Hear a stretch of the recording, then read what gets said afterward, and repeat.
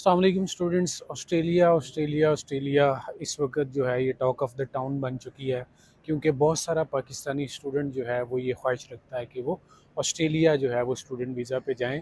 लेकिन आजकल जो हालात हैं उसके ऊपर जो है सारे ही स्टूडेंट बल्कि पूरी इंडस्ट्री भी मुस्तरब है कि आखिर चीज़ें किस तरफ टर्न ओवर होंगी।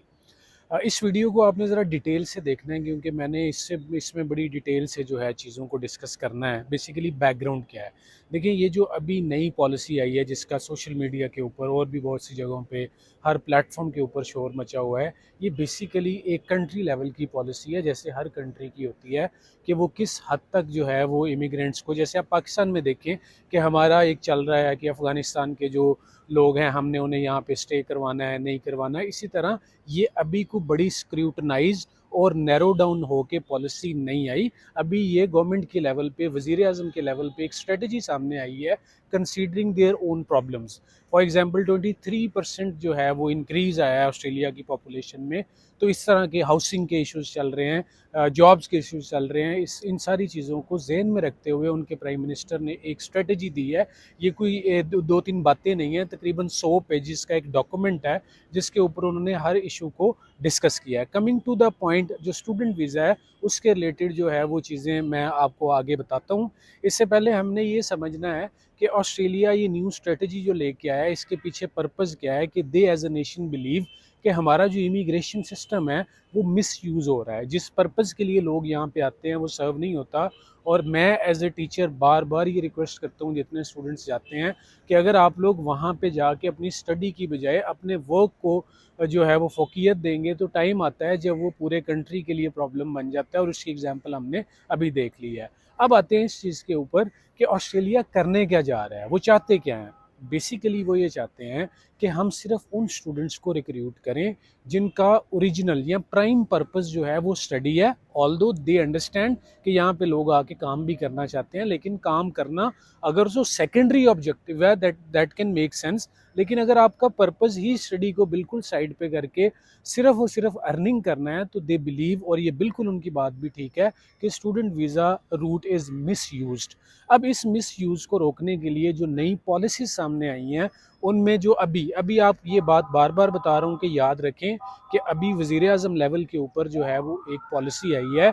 ये अब जो फॉरेन अफेयर्स होम ऑफिस है वो इसके ऊपर प्रॉपर चेकलिस्ट को अपडेट करेगा, अपनी डॉक्यूमेंट चेकलिस्ट को दोबारा देगा, तो फिर पोजीशन ज़्यादा क्लियर होगी कि अब क्या क्या नई रिक्वायरमेंट्स होने जा रही हैं। लेकिन जो स्टूडेंट्स अभी तैयारी में हैं ऑस्ट्रेलिया की, वो ये जहन में रख लें कि कुछ चीज़ें जो हैं वो सामने आ चुकी हैं। जैसे सबसे पहले हम बात करेंगे इंग्लिश लैंग्वेज रिक्वायरमेंट की, जिसकी ओवरऑल जो है वो 6 रिक्वायरमेंट कर दी गई है, जो इससे पहले कम थी।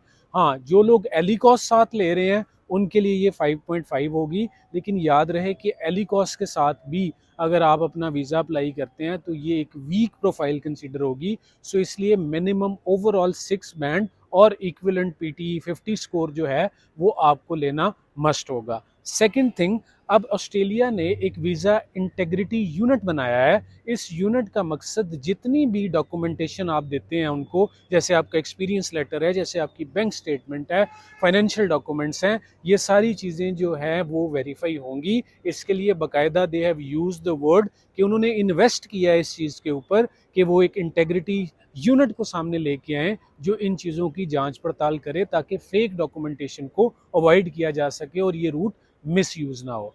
तीसरी जो बड़ी इंपॉर्टेंट चीज़ है इसमें, वो ये है कि आपके जितने भी डॉक्यूमेंट्स हैं, वर्क एक्सपीरियंस की हम बात कर लेते हैं। मैं ज़रा डिटेल से आपको बताता हूँ कि वर्क एक्सपीरियंस एक बड़ा इंपॉर्टेंट डॉक्यूमेंट है। हमारे यहाँ ये एक बड़ी आम सी बात समझी जाती है कि हम किसी भी जगह पे जाके उनका लेटर लेते हैं और वर्क एक्सपीरियंस जो है वो शो कर देते हैं। इसके ऊपर बहुत सख्त वेरिफिकेशन होगी, इसलिए जिन लोगों के ओरिजिनल जो हैं वो एक्सपीरियंसेस हैं वही यूज़ करें। अच्छा, एक्सपीरियंस में मैं आपको कुछ टिप्स दे देता हूँ कि एक्सपीरियंस लेटर बेश भले समटाइम्स इस तरह होता है कि आपका ओरिजिनल एक्सपीरियंस लेटर है, लेकिन वो प्रेजेंट इस तरह होता है कि वो क्वेश्चंस रेज करता है, डाउट रेज करता है। सबसे अथेंटिक जो निशानी होती है किसी एक्सपीरियंस लेटर की, वो ये होती है कि आपकी सैलरी जो है वो बैंक में आ रही हो।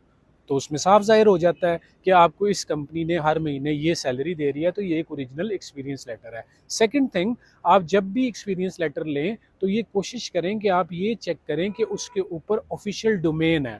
जीमेल, याहू इस तरह की डोमेन्स जब जाती हैं एक्सपीरियंस लेटर के ऊपर तो इट क्रिएट्स डाउट्स।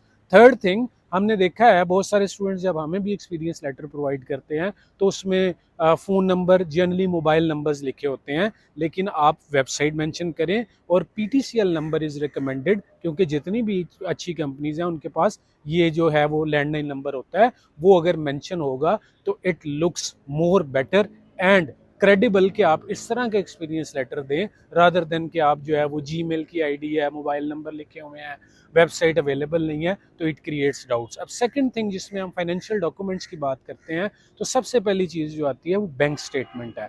इससे पहले क्या होता था, लोग थोड़े से पैसे जो है वो करीब आने पे रखवा दिए और मेजर अमाउंट जो है वो उन्होंने वीज़ा फाइल करने से पहले डाली और उसके बाद वीज़ा फाइल कर दिया। अब इस तरह नहीं होगा, आपको फाइनेंशियल डॉक्यूमेंट्स के अंदर जो बैंक स्टेटमेंट है, आप लोकेशन के बारे में बड़े कॉन्शियस रहें। अगर आप लाहौर में रहते हैं तो इट मेक्स नो सेंस कि आपका अकाउंट फैसलाबाद में है या गुजरात में है। सेकेंड थिंग इज़ कि आप ये देखें कि आपकी बैंक स्टेटमेंट और अकाउंट जो है वो पुराना हो। अब इसमें ये कतन रिक्वायरमेंट नहीं कि 6 मंथ्स आप मेंटेन्ड बैलेंस लेके आएँ, लेकिन अकाउंट पुराना हो तो इट शोज समथिंग क्रेडिबल।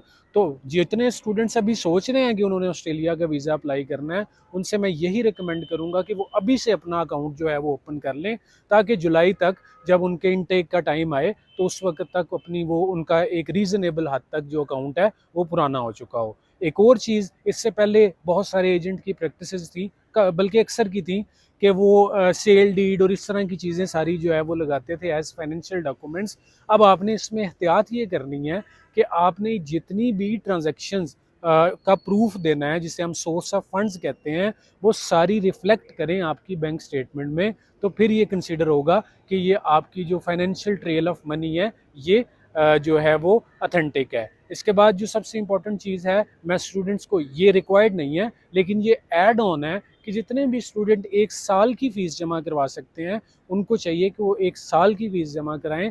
इससे उनके वीज़ा रेशो का इम्पैक्ट बड़ा अच्छा हो जाएगा, क्योंकि उनको जो वीज़ा ऑफिसर है उसको नज़र आ रहा होगा कि 1 साल की फ़ीस दी हुई है, और क्योंकि अब कोर्स चेंज करना भी पॉसिबल नहीं है तो this person has the plan कि ये स्टडी को कंटिन्यू करे।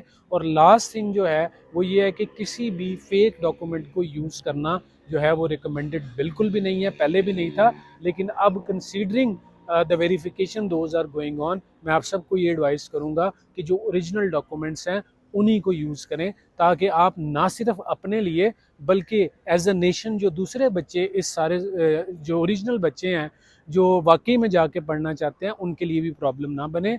अगर आप जैसे ही इसकी डिपार्टमेंटल जो है वो चीज़ें सामने आएंगी तो हम नेक्स्ट वीडियो में आपको डिटेल से बताएंगे कि अब क्या क्या डॉक्यूमेंट्स जो हैं वो अपडेट हुए हैं वीज़ा सिस्टम में, जिनको आपने बनवाना है और जिससे आपका जो है वो सफ़र ऑस्ट्रेलिया का आसान होगा। तब तक दुआओं में याद रखिए। अल्लाह हाफ़िज़।